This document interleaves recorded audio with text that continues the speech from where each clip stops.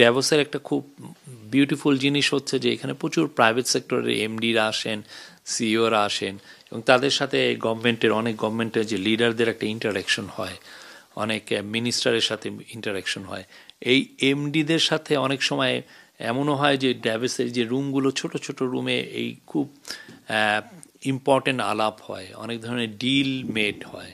এই 2 দিনে প্রচুর হেড অফ গভর্নমেন্টের সাথে প্রফেসর ইউনূসের প্রায় 10টার মতো হেড অফ গভর্নমেন্টের সাথে কথাবার্তা হয়েছে, বা হেড অফ স্টেটের সাথে। মূলত থাকবে হচ্ছে প্রাইভেট সেক্টর। আপনি বেশ কিছু বড় বড় কোম্পানি যারা বাংলাদেশে ইনভেস্ট করতে চায়, তাদের সিইওরা প্রফেসর ইউনূসের সাথে দেখা করবেন এবং এটা নিয়ে তারা বাংলাদেশ সম্পর্কে জানতে চাবেন, বাংলাদেশের বিজনেস অপরচুনিটি কী আছে সেটা নিয়ে জানতে চাবেন।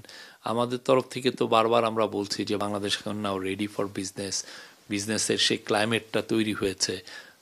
বিজনেস করার যে কন্ডিশনগুলো, সেগুলো যতটা সহজ করা যায় সেগুলো সহজ করা হচ্ছে। চিটাং পোর্টের সক্ষমতা বাড়ানো হয়েছে, এবং প্রফেসর ইউনূস বারবার বিভিন্ন দেশের, উনি ইউএসের, জার্মান, টার্কিশ, চাইনিজ এদের ইনভেস্টরকে ইনভাইট করছেন বাংলাদেশে এসে ইনভেস্ট করার জন্য।